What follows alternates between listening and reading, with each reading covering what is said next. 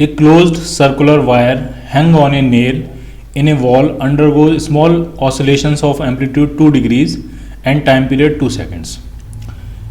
एक circular wire है और ये किसी कील पे टांगा हुआ है और इसको आप थोड़ा सा अपनी मीन पोजीशन से डिस्प्लेस कर दो, ये इस तरह से ऑसिलेट करना शुरू करेगा. बेसिकली ये फिजिकल पेंडुलम का एक एग्जांपल है और इसका जो एम्पलीट्यूड दिया है आपको, जो एंगुलर एम्पलीट्यूड दिया है, कितना थीटा कितना मैक्सिमम जा सकता है, थीटा की जो मैक्सिमम वैल्यू दी है वो आपको दिया है 2 डिग्री एंगुलर एम्पलीट्यूड.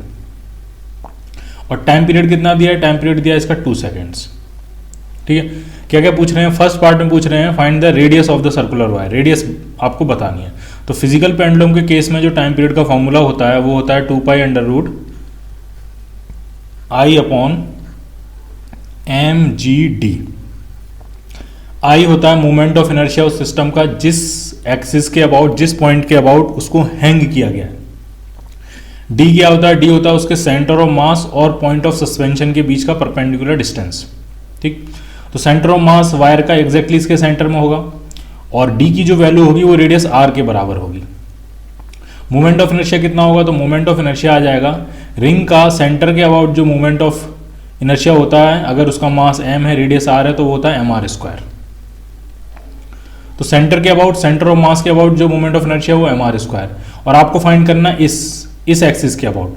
तो इस एक्सिस के अबाउट जो होगा तो उसमें हम क्या लिखेंगे, I C M plus M into D square.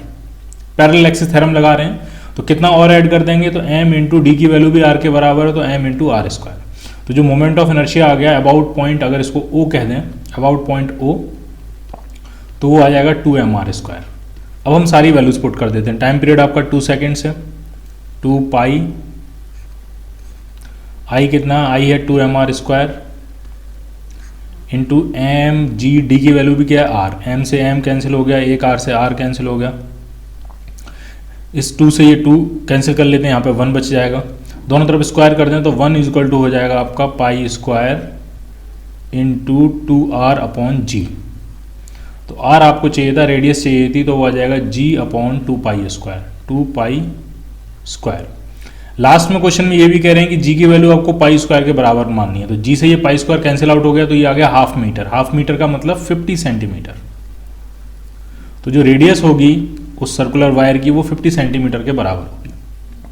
यानी हाफ मीटर रेडियस का अगर आप सर्कुलर वायर किसी नेल पे हैंग करो, उसको अपनी पोजीशन से थोड़ा सा डिस्प्लेस करके छोड़ो, तो जब वो ऑसिलेट करेगा, एज सिंपल हार्मोनिकली ऑसिलेट करेगा, तो उसका जो टाइम पीरियड आएगा वो कितना आएगा, 2 सेकेंड्स आएगा. ठीक है, अब जरा बी पार्ट की तरफ चलते हैं. बी पार्ट पूछ रहा है the speed of the particle farthest away from the point of suspension. Point of suspension से सबसे दूर जो पार्टिकल है वो ये पार्टिकल है. इस पार्टिकल पी के बारे में बात कर रहे हैं. इसकी स्पीड आपको बतानी है as it goes through its mean position. जब वो मीन पोजीशन को क्रॉस कर रहा होगा तो उसके पास कितनी स्पीड होगी. तो ये हमको पता है, जब पार्टिकल मीन पोजीशन को क्रॉस कर रहा होता है उस टाइम उसके पास मैक्सिमम स्पीड होती है. और मैक्सिमम स्पीड का फॉर्मूला क्या होता है, तो वो होता है ए टाइम्स ओमेगा. ये मैक्सिमम स्पीड होती है. ए होता है लीनियर एम्पलीट्यूड और ओमेगा क्या होती है, एंगुलर फ्रीक्वेंसी. तो पहले लीनियर एम्पलीट्यूड फाइंड करते हैं. ठीक है, एंगुलर एम्पलीट्यूड कितना दिया है, 2 डिग्री. ठीक है, और उसको अगर हम इस डिस्टेंस से मल्टीप्लाई कर दें तो लीनियर एम्पलीट्यूड आ जाएगा. डिस्टेंस कितनी है, आर और आर 2r. तो लीनियर एम्पलीट्यूड आ गया आपका 2 डिग्रीज को पहले रेडियन में कन्वर्ट करेंगे इंटू पाई बाई 180 और उसमें किससे मल्टीप्लाई कर देंगे, डिस्टेंस, डिस्टेंस 2r से मल्टीप्लाई कर देंगे. तो ये आ जाएगा लीनियर एम्पलीट्यूड. ठीक है, ओमेगा कहाँ से निकालेंगे, टाइम पीरियड से. ओमेगा होता है 2 पाई बाई टी और टी दिया आपको 2 सेकेंड्स. तो ये आ जाएगी मैक्सिमम वेलोसिटी, मीन पोजीशन पे जो मैक्सिमम वेलोसिटी होगी. 2 से 2 कैंसिल आउट हो गया, 2 डिग्री से ये कैंसिल करेंगे 90 टाइम्स और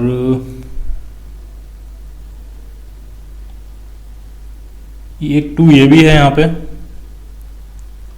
तो इसकी कैलकुलेशन करके अगर आप देखोगे तो 2r पाई स्क्वायर अपॉन 90.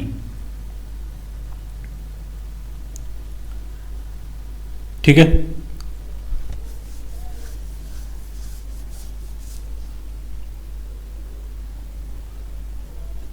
अगर मैंने सब कुछ ठीक, कहीं कुछ कैलकुलेशन एक बार चेक कर लेते हैं. सब कुछ ठीक है, आर की वैल्यू भी पुट करते हैं, तो आर की वैल्यू है 50 सेंटीमीटर यानी हाफ मीटर। तो आर की वैल्यू जब आप हाफ पुट करोगे तो हाफ इंटू 2 ये 1 हो जाएगा। तो ये सिंपली आ गया आपका पाई स्क्वायर बाई 90 मीटर पर सेकेंड, ये इसकी स्पीड होगी।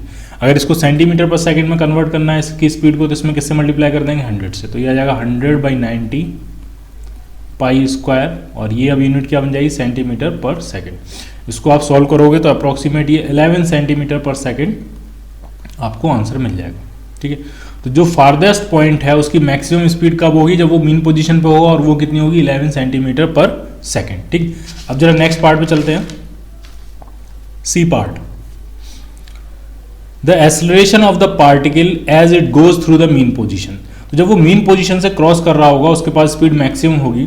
उस मीन पोजीशन का मतलब है उस पर नेट फोर्स जीरो होगा। मीन पोजीशन उसी को कहते हैं जिसमें नेट फोर्स क्या होता है जीरो, नेट फोर्स जीरो है।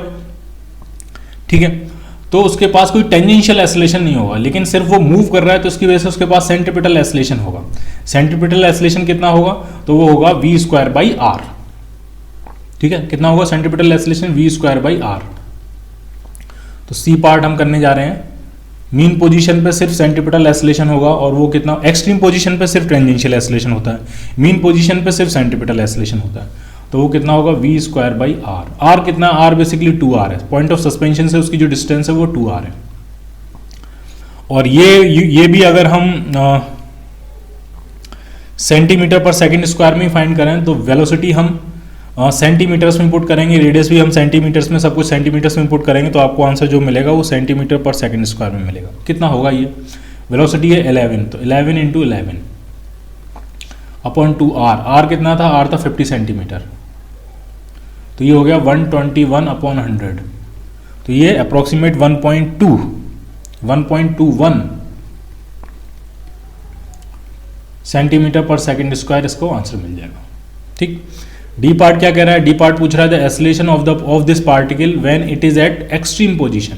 जब वो एक्सट्रीम पोजीशन पे होगा तो रेस्ट में होगा, तो सेंट्रीपिटल एक्सेलरेशन जैसा कुछ होगा नहीं, जो भी होगा टेंजेंशियल एक्सेलरेशन होगा, और tangential acceleration mg sin theta होता है, या सिंपली g sin थीटा होता है। टेंजेंशियल फोर्स जो होता है वो mg sin थीटा होता है, और टेंजेंशियल एक्सेलरेशन कितना होता है g sin थीटा। ठीक है, सिंपल पेंडुलम का केस बना के मैं आपको बता रहा हूं ताकि आपको एकदम क्लियर हो जाए। मान लिया पेंडुलम अपनी एक्सट्रीम पोजीशन पे है, मान लिया ये इसकी एक्सट्रीम पोजीशन है। ठीक, तो एक्सट्रीम पोजीशन पे होगा तो उस पर दो फोर्स लग रहे होंगे, एक mg नीचे की तरफ और एक tension T towards the point of suspension. अब इस mg के हम दो कंपोनेंट करते हैं। अगर ये एंगल आपका थीटा है तो इसके दो कंपोनेंट करेंगे, एक इस साइड में और एक ये। टेंशन वाली डायरेक्शन में करेंगे तो ये एंगल भी थीटा हो जाएगा, तो ये क्या आ जाएगा mg cos theta. mg cos theta किससे बैलेंस हो जाएगा, टेंशन T से। बचा सिर्फ कौन सा फोर्स, mg sin थीटा। यानी एक्सट्रीम पोजीशन पे जब होता है तो उसके पास सिर्फ एक ही फोर्स बचता है mg sin थीटा, तो सिर्फ एक ही एक्सेलरेशन होगा, वो क्या है g sin थीटा, और वो टेंजेंट के अलॉन्ग है, इसलिए टेंजेंशियल एक्सेलरेशन उसको हम बोलेंगे। तो ये कितना आ जाएगा, g की वैल्यू पाई स्क्वायर बाद में पुट कर लेंगे, जब बाद में देखेंगे g को, अभी g रहने देते हैं। साइन थीटा कितना होगा, 2 डिग्रीज है आपका एंगल, और जब एंगल बहुत छोटा होता है तो साइन थीटा टेन थीटा ये तीनों बराबर होते हैं, तो आप डायरेक्ट इसको 2 डिग्रीज लिख सकते हो, sine theta equal to theta. लेकिन डिग्रीज में नहीं पुट करेंगे, पुट हम किस में करते हैं, रेडियन में, तो इंटू π/180। ये बात ध्यान रखनी है, जब थीटा स्मॉल होता है तो हम sine theta equal to theta put करते हैं, लेकिन इस इक्वेशन में थीटा हमेशा किस में लिखा जाता है, रेडियन में। ठीक, तो ये कितना आ गया, ये आ गया πg/90। इसको आप सॉल्व करोगे तो ये अप्रोक्सीमेट आपको आंसर मिलेगा